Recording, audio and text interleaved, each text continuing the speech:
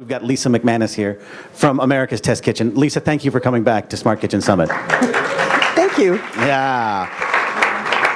All right. So one thing I want to know is for ATK, that's America's Test Kitchen. That's, you know, the hip way of saying it. Like, do you have sort of, is there an editorial feeling or direction regarding smart gadgets? Because you tend to look at a lot of sort of just the basic tools people need. Is there sort of an editorial, not stance is too strong a word, but I know you kind of look at everything, but is there anything in terms of smart connected gadgets that you guys have an opinion towards, I should say, like in general? Oh, definitely. I mean, our whole purpose in my department, which is the Tastings and Testings department, which means we test kitchen equipment for the home cook and also taste test ingredients. We look at everything someone would use in their home to make dinner, lunch, breakfast, whatever they're going to have, and really try to look at things that are going to make it easier and more accessible for everybody. We really will look at everything that comes out on the market for people to try to make their lives better. And we are keeping an eye on the smart kitchen area. I've tested several gadgets and appliances that are, you know, smart, interconnected. One of the things we don't do is installed appliances like refrigerators and ovens and stoves. We do everything that short of that. So we will do countertop ovens and things like that. And some of them, you know, have been great, and some less so. Our readership, we survey them all the time for what they want us to cover. We are not ad supported. We are completely independent. So we buy every product that we test. We buy multiple copies of it. We put it through average user type testing where we will try it out different ways and try all the things you can do with it. And we do some abuse testing sometimes to see if it's durable and how you clean it and all the things you would do with it in its life cycle. And then we will report on what we found. And then we also listen to what our customers, our readers, our viewers have to say. And we've heard some good things and we've heard some not so good. So even when I've recommended something, I've heard people struggling, and we try to look at that again. Have you ever taken a June oven and whacked it on the concrete like you do with a pan? I don't know if you saw 60 Minutes a few months back, but you were out there. Nailing on skillets, yes, yeah. On a concrete block. Yeah, I mean, we do that with things like skillets because I think they're really the hard knock piece of gear in the kitchen. People really don't baby them, and they shouldn't have to. Something like an appliance like a June oven, we would not, you know, drop it out a window. No, that's not serving a practical purpose, but I will tell you I probably cooked at least 30 different things. Yeah. And then as I was testing, they came out with a new version that was a third of the price and had a few different features, so I got that, and I did another 30. So by the time I reviewed it, I kind of knew what it could do. So in a world where everything is, let me rephrase that, where everyone is connected and everyone has an opinion, what is sort of the future role for a publication like America's Test Kitchen? We'll be doing the same thing, I think, because honestly, we will go out and buy everything and we will compare it to what you already have and say, should you get this? Is this good? And why? And we will tell it like it is because we don't have advertising support, so we will buy it and we will really tell you we're there for the user. We're not there for anybody else. So as you get these devices, regardless, let's just say, you know, this room is filled with a lot of people. Thanks for coming. There's a lot of people from across the food tech landscape, right? Some are startups just getting going. Some are sort of probably already at market and creating products. What are sort of what are the things you want people to know about the review process and kind of what you're looking for in new products? Well, I mean, as I said, we're really looking for things that are practical, that are functional. If it comes in 15 colors, that's nice, but we don't really care. We want to know it works. It's got to be a good value for the money. It has to do something better than, or at least as good as, what you already have to make food you're probably already making. So I'm not sure. We will look at stuff. Sometimes I've been surprised. I can usually look at things and go, I don't know if that's going to be really useful. But, you know, we buy it, we try it, and sometimes we're really surprised. where do you think people fall down mostly? So is there something in, like, the hardware is great, but the app is horrible to use, or they don't pay attention to sort of the build quality, or they're not paying attention to how it cleans, is something that you mentioned? What do you see most often? Yeah, you can usually tell with a little bit of use which thing they focused on, kind of what their forte is. It's kind of like when you see a menu in a restaurant and they've got 5 kinds of cuisine in 12 pages versus somebody who kind of homes in on a style. Not everybody's good at everything, and if you are, that's a real big win. I think the onboarding process, when you're kind of firing up the app or whatever it is and seeing how it works, if it's really easy versus hair pulling time. I mean, I've been on the phone or emailing and whatever with tech support because I have to figure it out, but I'll tell you, if I wasn't being paid to figure it out at that point, it would be out the window. And that's frustrating. If you can't get in there and get on it and play with it without a lot of annoyance, then you're not going to use it. So that's a big one. And then honestly, if the appliance is good, I mean, that's the real foundation. Is it going to work? I once tested a slow cooker that was connected, and every time if you walked by it, it had no indication of what was going on inside. You had to fire up something else to look at it. So you can walk by and go, oh, it's going to be done in 2 hours, like all the other slow cookers I was testing next to it, which would have a countdown on the front. It was looking really futuristic and sleek to the point where it was like, I can't tell what's going on. And then often you were supposed to be able to change it. Say the soccer game ran over or something, and you can say, oh, dinner should be delayed a little, and you want to adjust it. If you adjusted it from your phone from any distance whatsoever, it kind of looked like it turned off, which is hair-raising when it's a slow-cooking pail because, hey, I checked on it at lunch and shut off the meat, and when we get home at 5 or 6, it's going to be bad. So I've wasted all this day, and it's a panicky feeling, and I was luckily upstairs, and I would run down to the kitchen and look at it and go, oh, no, I didn't turn it off, or maybe I did. But that's not going to solve that problem of let me control this from afar, and that's what that was promising. Yeah. So, yeah, that was not my favorite product. So I think that actually brings up, that's a nice segue. You were recently in an article in Wired about how the smart kitchen is dumb. And one of the things that was in that article was about, you can laugh, it's fine. One of the things in that article was about the desire to put controls on the device, which I think is actually a really smart idea. And sometimes it seems like people in their desire to create a super high-tech, sleek gadget move everything to an app. Have you seen a lot of that? Or, are you echoing that sort of sentiment? Like, hey, if you're building something... I really think that my old impression was, no, it's got to be able to be controlled from the machine too and not have a separate thing. I think what convinced me otherwise when it's done really well was the Chef Steps Joule, the sous vide cooker that has no controls on it and it's only on the phone. And we have people who comment on our stories and say, well, I would never get that because it doesn't have controls on it. But that app is really solid. When you do something, it does it. And it's kind of like, I think about the early days of, ordering things on the internet. I don't know if anyone cast their mind back, if you remember the early days of ordering anything, just mail ordering 6 to 8 weeks to get there. Or then when it went online, you get these sites where you're getting through the order and you get to the end, you go, oh, no, wait, I think I want one of those, not two. And you'd have to start the whole process again. And then you weren't sure if your credit card was being stolen. And it was a nerve-wracking experience. And then a company like Amazon comes along and you can go back and forth. You can see what you ordered 6 months ago.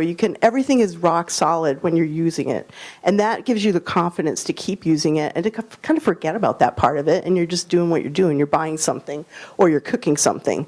And that, if the app is good, if it's completely intuitive and seamless and easy and rock solid, doesn't seem to turn off the machine or whatever, then I don't really care if it doesn't have controls. It's nice because sometimes you don't want to have to go do that, but it'd be nice, but it's not 100% necessary if you feel that complete sense of confidence.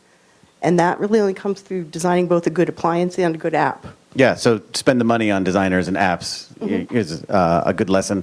One thing, I just want to kind of level set here for people who may not understand. Can you walk us through just what, I understand that you guys go through and you buy the products and you test them out, but just what the review process is for you. So what is something incoming that is interesting to you to where you would go out and buy the product?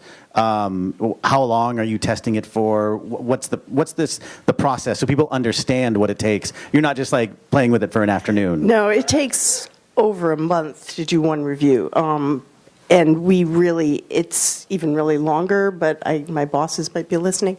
We're under deadline pressure like everyone else, but we will take the time to figure it out, and we basically will look at the marketplace, what's out there, what's happening, what trends are going on. People will ask us for stuff. We'll need to update something we've done before.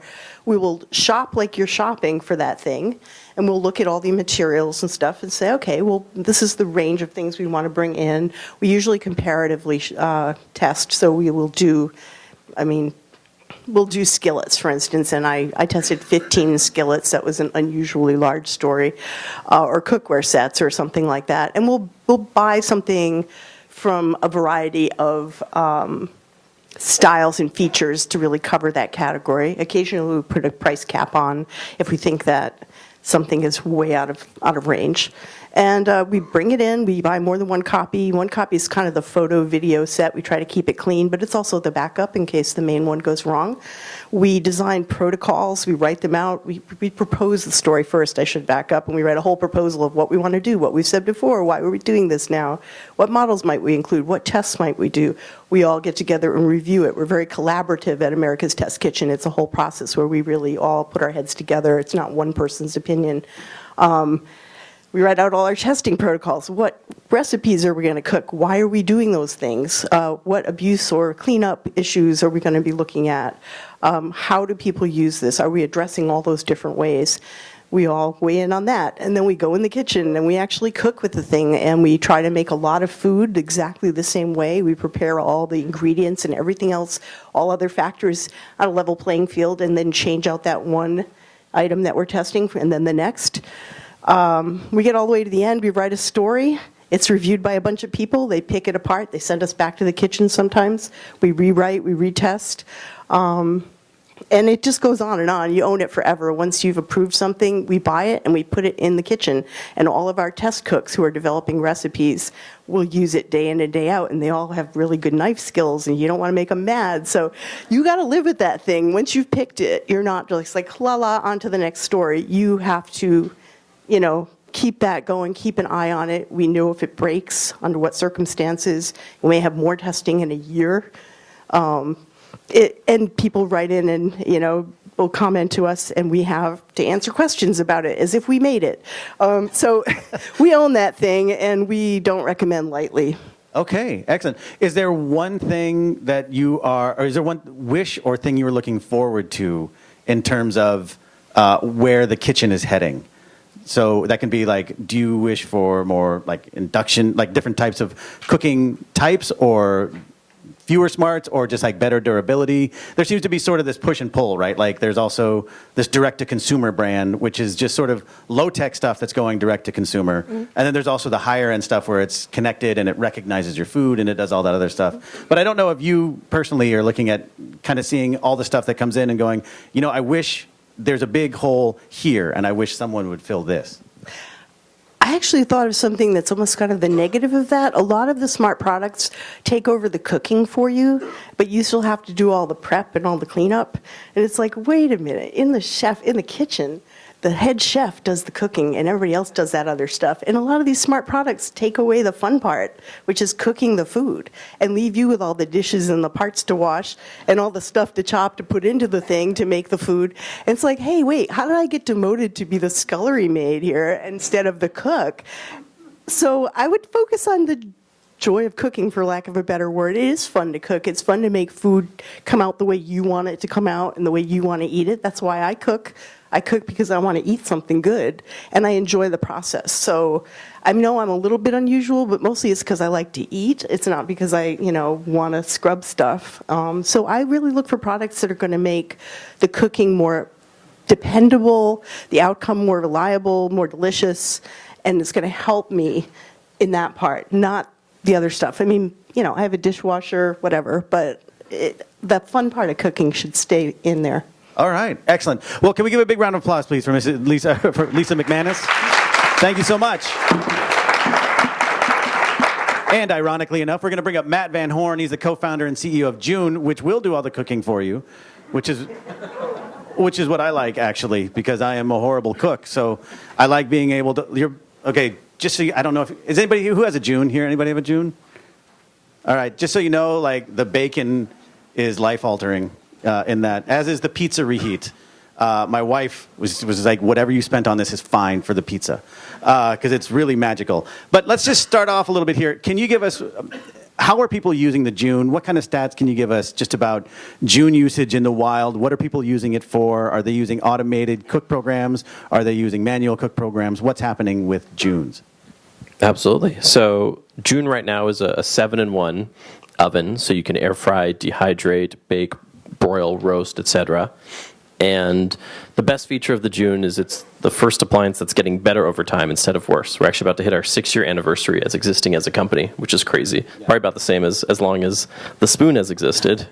And for us, what's amazing is we have all the data of all the customers who've agreed to share their data with us, which is 95+%. And so we know what the most popular foods are, what the biggest cooking days of the year are. And what's interesting is in the earlier days of the company, people were using what we call the primitives, so bake, roast, etc. That was in the early days of the company, that was the thing that was used the most. But on a June, we have our automated cook programs where we've had a professional chef that's trained the oven to think like a chef and respond like a chef. So I'll give an example of our steak program. It starts with a convection roast, then a high-power broil to give it that nice char, that nice caramelization, and then we'll look at that particular piece of meat, and we are able to compare it to the pattern matching of all the pieces of meat cooked in all the June ovens, and then predict how long it's going to take with our feature called ETA. And so what's interesting, though, as time has progressed, to answer your question, is people are trusting the oven more and more with our automated cook programs. And so people are using our automated cook programs more than cooking manually, more than using the primitives, which is something we're really proud of as our team, because we're constantly trying to find ways to make it better. So you're doing all the fun part, as what Lisa said. So the way I would think about that is we got into this because we love food, we love cooking. And for me, the joy of cooking is getting my hands dirty and doing the work. And one of our pro features on the June for people like Lisa is you can actually write your own multi-step cook programs. So think of it like I know it's kind of a bit of a tech crowd in the room. Think of it like we've built this precision box with APIs that we're able to control with a great user experience. And so you're able to say, you know what, I don't like the June steak program. I'm going to write my own. I actually like to broil at the end, and the level 10 broil is too strong. I prefer level 7 broil. And you can write your own cook programs and use that instead. Can you share with us, because people love numbers, like what are the most popular nights for the June, and what are people cooking the most? Do you know that off the top of your head? Yeah, so something super interesting. So our biggest cooking days of the year are Thanksgiving and the Super Bowl, and has been historically. And what's interesting is those are the only 2 days of the year also where manual baking goes beyond automated baking. So if you think about what the June does, is it's solving weeknight dinners. So imagine you're able to take a nice piece of salmon from Whole Foods, put in the June, 8 minutes later, no preheat, you're eating a perfect piece of salmon that is as if a chef cooked that piece of salmon. And so those are automated cookers. So we're able to solve that for you and your family on the regular days. But then on Thanksgiving and on Super Bowl, people kind of go back to their kind of classic bake at 350 recipes that they've done for many years. Yeah, interesting. Okay, so I'm interested to see. Tell me about the role of community, because I'm a member of the June Oven Facebook page. People are one of the things people show is them cleaning their oven, which is crazy. People are showing constantly like this was before and after, and the sparkling. But what is the role of community in sort of how you come out with new features, how you interact with people? Because you also have not just those external third-party outlets, but also just the app itself. So if I say this cook didn't work, I get a note saying, hey, we're sorry that didn't work. Can you tell us a little bit more about it? So talk to me a little bit about the role of community and how you're growing the product. Yeah, so the feedback loop is so important. So for us, we're able to collect data. And one of the things you mentioned in our app, if you're cooking something and you're not happy with your bacon and you sad face it, it's literally a sad face in the app. If you sad face your bacon, that will create a ticket on our end, and we're able to figure out, was it a software engineering problem, a hardware engineering problem, or a culinary problem, or was it a customer error? And we have all the sensor data from that cook session, and we're able to figure that out and adjust accordingly. And so one of the biggest disasters in company history is something we actually call Bacongate. So I'm glad to hear you're a fan of our bacon. When we launched originally, we actually were getting lots of sad faces on bacon. People were like, you burnt my bacon, it's undercooked, you suck, this is supposed to be the magic oven, I want to return it. But what's amazing is we had all the sensor data, we had all the cook logs, we had all the complaints, and so our engineering team and our culinary team was able to come together and solve the bacon problem. And so we turned one size fits all bacon program into 64 different bacon programs, but that would be a bad user experience to choose from a list. So we added some intelligence to that. And so we actually will count the number of slices and remember your preference from last time. And so if you like a thin cut or a thick cut, etc., it's just literally you put your bacon in one tap, good to go. And we don't really get complaints about bacon anymore. It's one of our most popular cook programs. What is sort of the threshold for when you include an automated cook program, right? So you rolled out earlier this year Beyond Burgers and Beyond Sausages as a specific program. What are you looking for in terms of a threshold? So it needs to be this popular, or it needs to be in this many stores, or this much feedback? What is that? What's sort of the criteria around that? So we're very lucky that we are able to have a mix of editorial. It's like Beyond Meat was editorial, but we're also getting requests from the community. And we also have the data on how people are cooking if they're not using our automated cook programs. And so for customers that have opted to share their data with us, we're able to figure out what they're doing in the June manually, what they're baking at 350, et cetera, categorizing that content on the intelligence side, and then building cook programs around that. An example of that is tortillas. So tortillas, we didn't have a cook program for, something we hadn't really thought about, because it's not quite baking. It's a reheat function, but it's not toasting. And so, but it was very, very popular. People were reheating their tortillas in the June just by doing bake at 350. So we added that, and in the bread section, that's one of our top 10 food types now, is our tortilla program, one for corn, one for flour. And so we were able to do that based off of just customers using it that way, and then us being able to enable an easier and better experience for them. Okay. Let's talk about the June as a platform, because you also added Whole Foods as a category where you can cook an automated cook programs for a number of whole foods.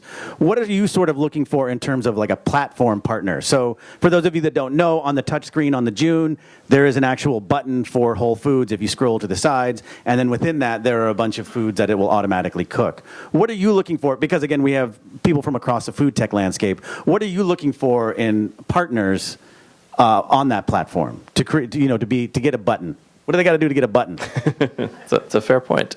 I think it's a mix of kind of a larger partnership as well as our community wanting that. Like something that we found with the early adopter June community is a lot of it is a Whole Foods crowd.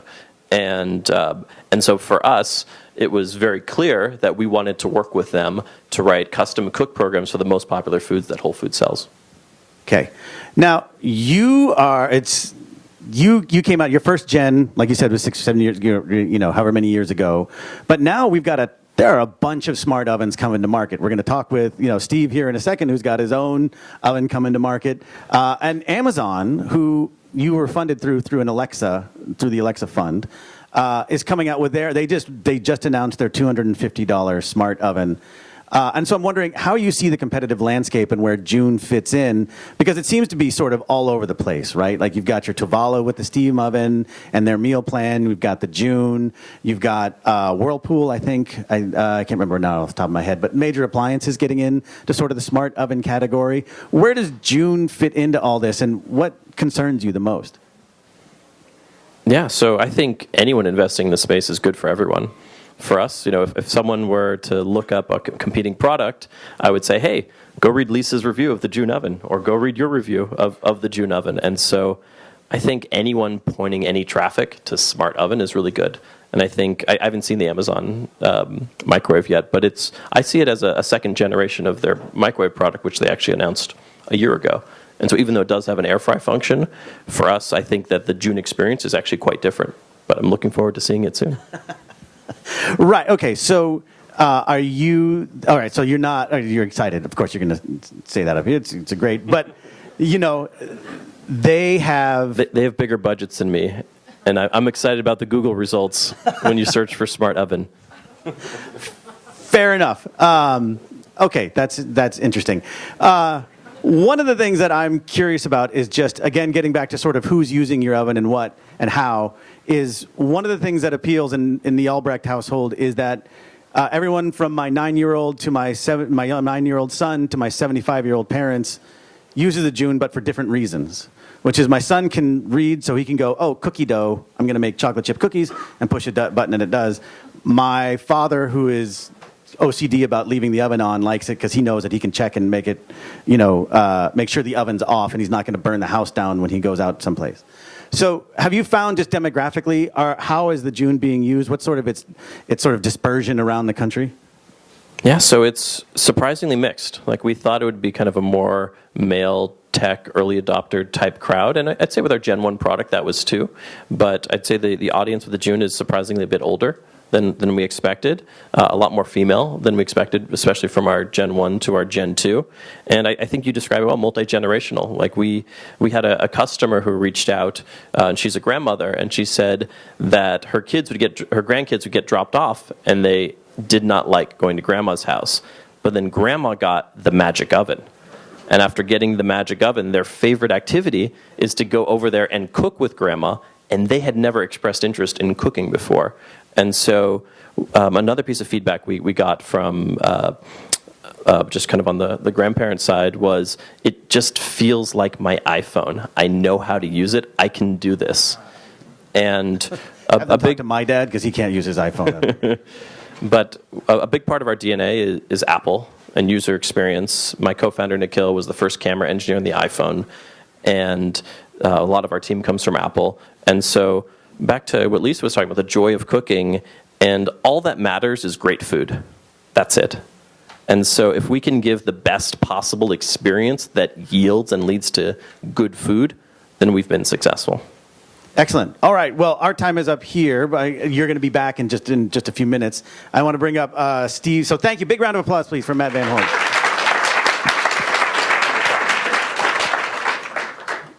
He's also wearing the freshest kicks of anybody in the room, just to make sure you take a look at those.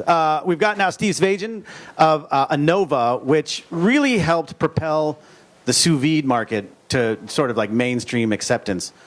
Where is sous vide now, and where does it need to go? I think sous vide. I think the original thought was that there would be a sous vide device in every home in America, and I think the question is whether we still believe that's true. I'm not sure. I'm not sure it will be as ubiquitous as we originally thought, but I think it'll be pervasive. I do think it's somewhat of a niche product due to the fact that it takes so long to cook sous vide. I think we'll still see reasonable growth in the United States and North America. I think globally, there are some real growth areas like Latin America and Asia. I think we'll see a tremendous upswing in market adoption. So I think, just as a standalone, if we did nothing with the category today, I think we'd continue to see maybe 10% growth year over year in North America. Larger growth in other areas of the world, and I think the limiting factor on growth is the time it takes to cook, and then I also think there's been a lot of kind of our customer segment adopting different types of dietary lifestyles. So we're seeing a lot of early adopters adopt a vegan lifestyle, for example, and I think sous vide does particularly well in cooking proteins. So. I don't think it appeals to that market, and I think, but I do think it's a good way to cook certain vegetables and dishes other than meat. But I think the original marketing around it was it cooks the perfect steak, right? And given sort of the news cycle around the perfect steak, right? I think it suffered from kind of that being associated with that. So you can't vacuum seal 2 Impossible patties. You can. Okay, yes, you can, but I don't know if people would think about that. Yeah, but that's not. Yeah, I mean, that's not really where it shines. It shines with steak. Right. For sure. Yeah. So is that part of what's driving your move into these other categories, like the oven? You made a big announcement the other week about, just kind of bringing back, hey, this is our oven. It's a steam oven, but it also it's a multifunction oven as well. First, why don't you explain to people who haven't had a chance to learn about it yet what the oven is and does, sure. And sort of when they can expect to see it. Yeah. I'm looking at Scott. Scott is, for those that don't know, Scott was one of the early sous vide evangelists, and he was originally a competitor of mine and with Anova, and he was running Sancerre, and we partnered together on this oven. And I think Scott is he's a great guy to speak to this. And I'll do my best to give Scott's presentation. But I think we've the benefits of steam are great. I mean, and they're manifold. I mean, it's a very versatile way to cook. And yes, we see steam or a combination oven as the type of appliance that should be in every home. Whereas I think the sous vide device was limited to being sort of a niche product. We think a countertop combi oven is a must-have in most homes because of the versatility, because you can cook perfect cookies, perfect vegetables and fish. And if we were to build kind of a map of things you should cook with the combination oven versus sous vide, I think you'd find that almost every item outside of maybe a few, things like steak, I think we'll continue to see sous vide shine. But for most foods, you're going to want to cook them with the combination oven. And just for people that don't know, combination oven includes steam, convection cooking. There's this concept of the wet bulb that you'll become familiar with, and dry bulb temperature, and that means that the temperature of dry air is different than the temperature that food experiences. And I think the example, I don't know how to present this other than to just copy Scott. Like the example that Scott gives is he talks about what it's like to walk into a 200-degree dry sauna. If you were to do that, you could walk back out again in half an hour, and you'd feel pretty good. If you were to walk into a 200-degree steam room, you'd start to cook immediately, and you would crawl out of the steam room, I think, partially cooked. So, and the reason for that is that water is a much better conductor of heat. And so steam offers us the ability to quickly kind of reheat foods, I think, for one. It locks in moisture at 100% relative humidity. You get sort of sous vide-like results. And then we've got the opportunity, because of the other functions in the oven, to create kind of like a sear-like finish. So it's an incredibly versatile device. I think the way that we're approaching it is unique. And we've got some, we'll share more details as we divulge more about the product, but there are some ways that we're doing it that I think are going to be advancements over even the most expensive kind of built-in machines. And are you still on timeline for next year? Is that what I'm echoing what your blog post said, I believe. Yeah. Okay. Next year. Okay. Okay. That's very narrow. Yeah. Yeah. What's kind of surprising me in talking with you right now is just how open you are about referring to sous vide as sort of a niche market, right? Because I'm wondering how that reality right now meets with what you went into it with a few years ago.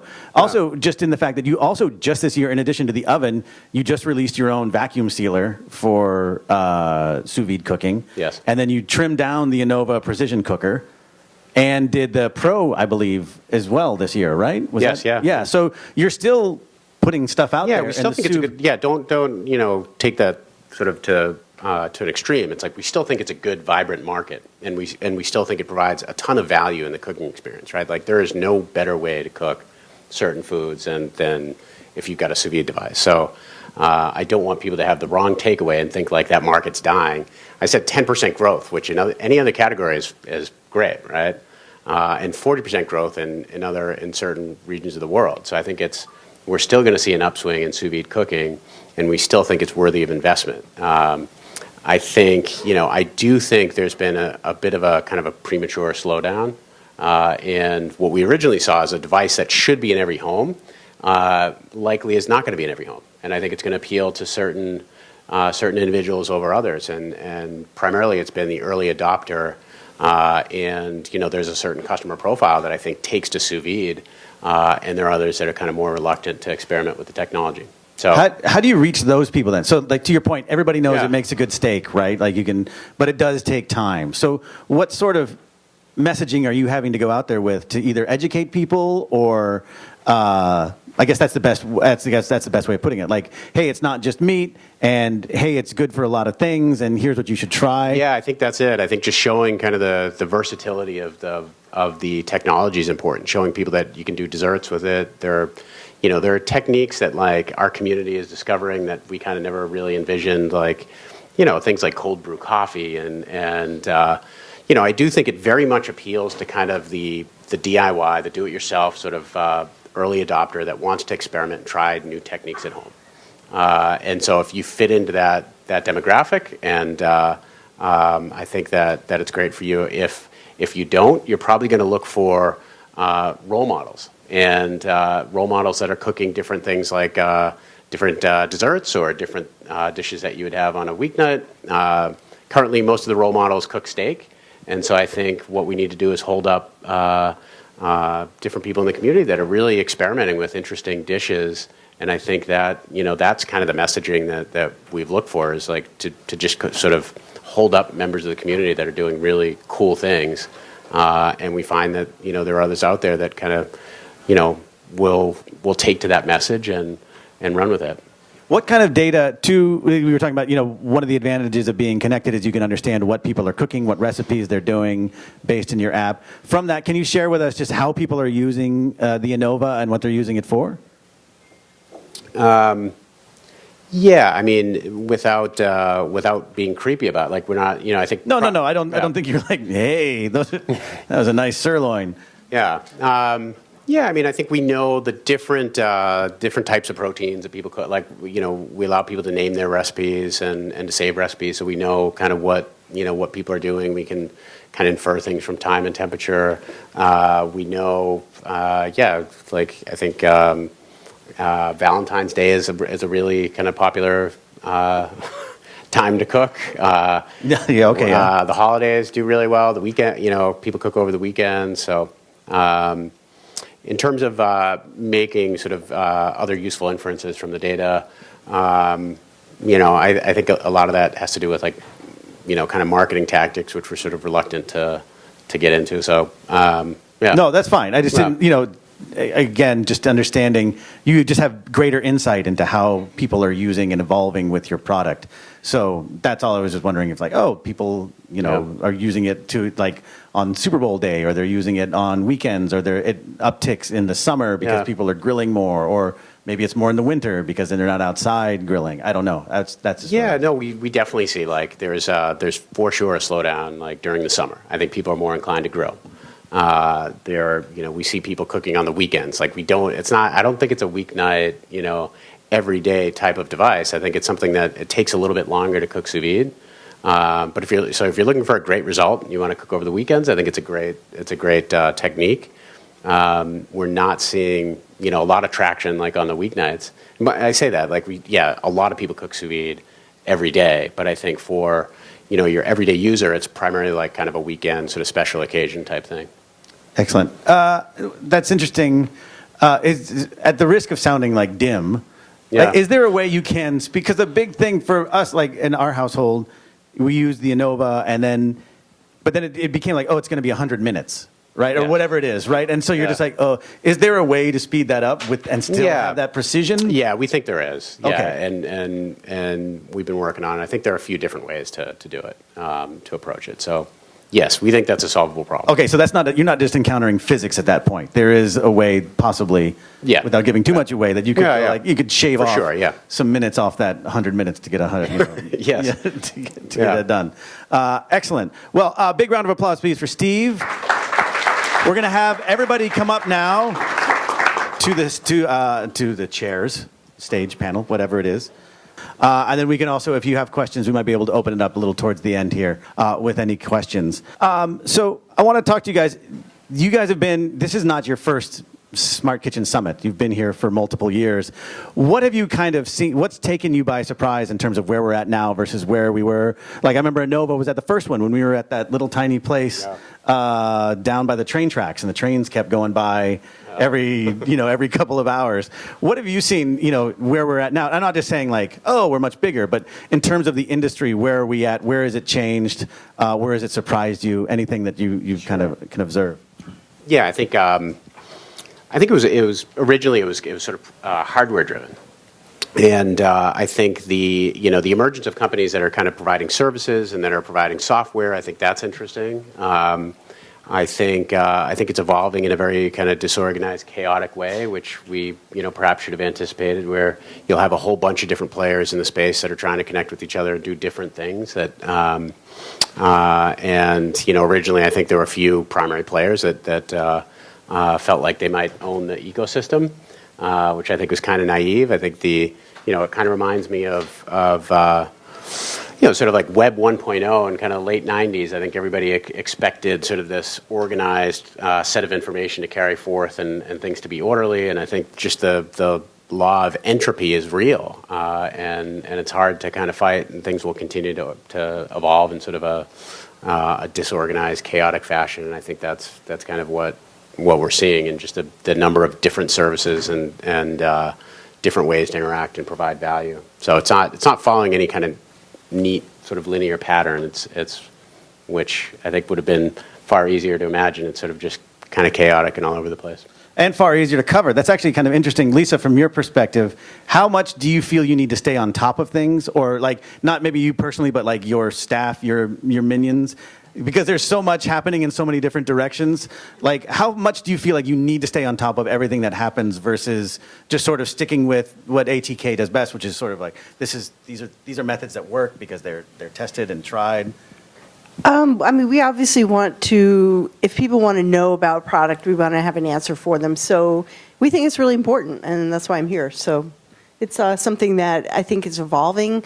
This is now my third year back, and it feels like a really exciting brainstorm coming here. Everybody's like got lots of stuff going on, and I feel like it's still shaking out, but there's products that are emerging that are really useful and that are good, and people are meeting each other, and I feel like stuff is coming together, and it's really, it's going to be more rather than less in the future that I'll be covering smart products. So I just want to stick on that for just a second. So, and I don't think you meant this in a pejorative way, but do you still think that we're still stuck on brainstorming versus sort of moving forward? No, but I think there's still some of that like excitement and chaos that's kind of good chaos. But it's definitely shaping up and moving forward in a more clear way. Even just going to CES and seeing, the food tech event that you guys did. There's so many players and it's there now. They've kind of put a stake in the ground at CES and said, here we are, food is important in this tech world. And consumers are interested. So it's growing and it's clearly happening. I want to ask Matt, I want to change the question just a little bit. Just as you've grown, and to Lisa's point earlier, just about things like apps and making sure they work, as you've scaled up June, what has been sort of how you scale your team? Hardware versus software versus data versus, I don't even know, culinary. How are you sort of splitting that up as you look to grow? So we're still really lean. I think we're 53 people right now in San Francisco. And the largest team is software team. So by far the majority of our team is software. And we have a very small hardware team. And even within our software team, there's so many different intricate levels of different sects of expertise that we have. So even those are really small teams. That adds up to being a much larger team. But obviously, software is where we spend our time, the most time. Software goes not just in the software for the oven itself, right? But then also the design for the app, which seems like it needs to be mobile, cloud, machine intelligence, embedded, frameworks. It's a lot. Yes, it is. What about for you, Steve? As you guys have scaled up, what has sort of been the sort of the split? You also have do you still have the downtown area in San Francisco? The kitchen? Yeah, we do. Yeah. Which is a really cool space right in downtown SF. But as you are growing the company, especially as you're looking forward with the oven coming out sometime next year, what is your sort of split in hardware and software and data and analytics and design? Yeah, I think we're very software heavy. I think it's similar to what Matt described. I think we're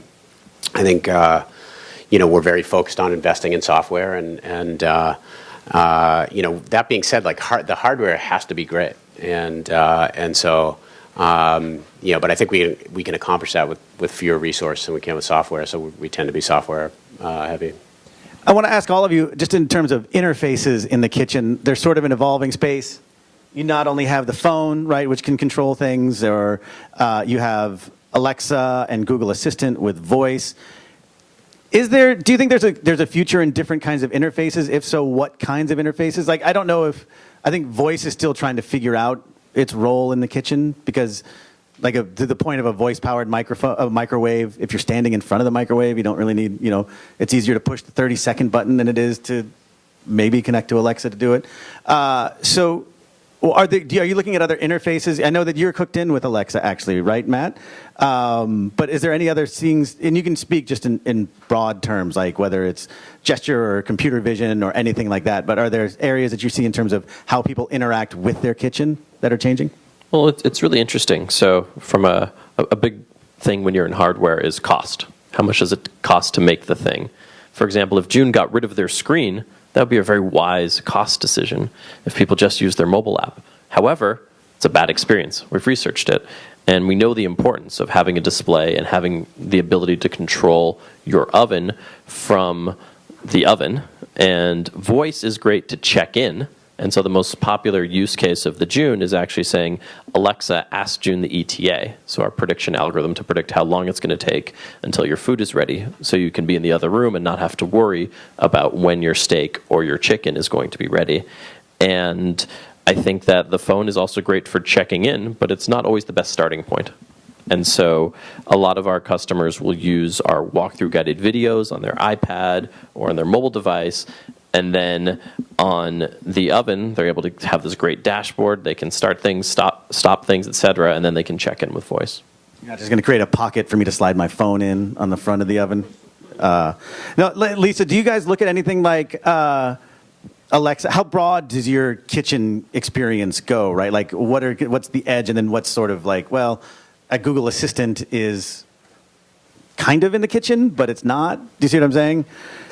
No, I mean, I think that people are using them everywhere, so we got to try it too. We've got to do it, and we bought them, and I've tried to turn things on and off with them, and it's a lot of fun.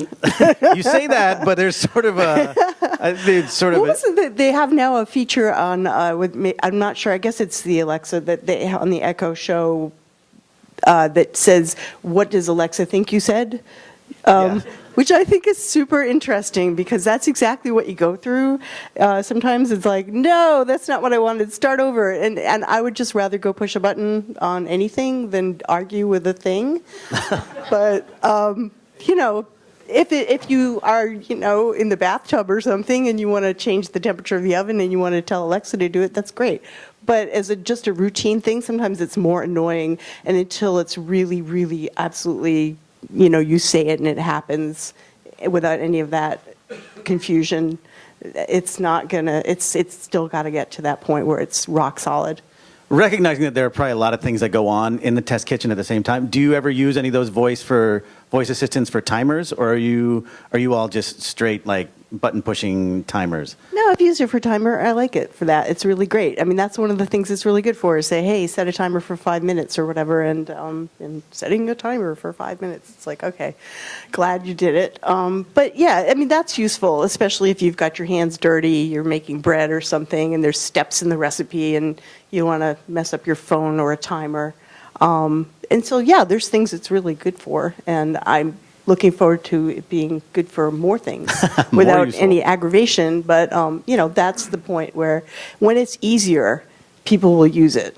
Sure. Than the old way. And if the old way is easier, like turning on the microwave with pushing the 30-second button versus telling it, Alexa, turn on the microwave for 30 seconds. Turning on the microwave for 30 seconds. It's like, there's the 30 seconds. I could have been done. Yes, I could have had my popcorn already.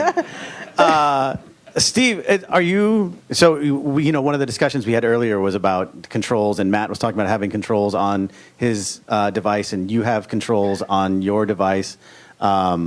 Is there any thought, have you looked at other interfaces at all? How are you tied into anything else that might connect with your precision cooker? Yeah, I mean, I think we've looked at voice, voice app and kind of manual interfaces. I don't know that there's anything else that we'd explore. I do think, maybe more interesting than kind of how you're interacting is who and kind of what you're interacting with. And I think, we think more about sort of the experience you might have with a community while you're cooking a recipe.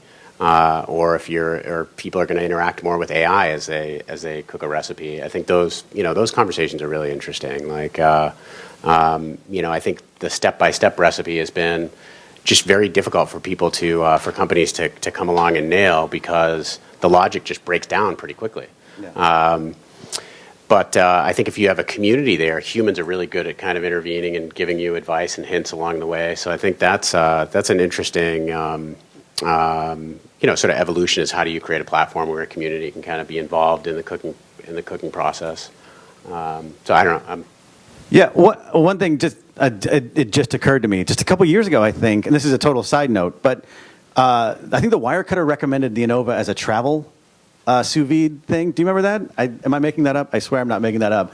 But people travel with it. Yeah, there are accessory, like you can buy a traveling case. Like, that's what I was wondering. Like, how much of an ecosystem can you build up around that, if any? I just thought that was sort of an interesting side note. I'll open it up. We have a few minutes left.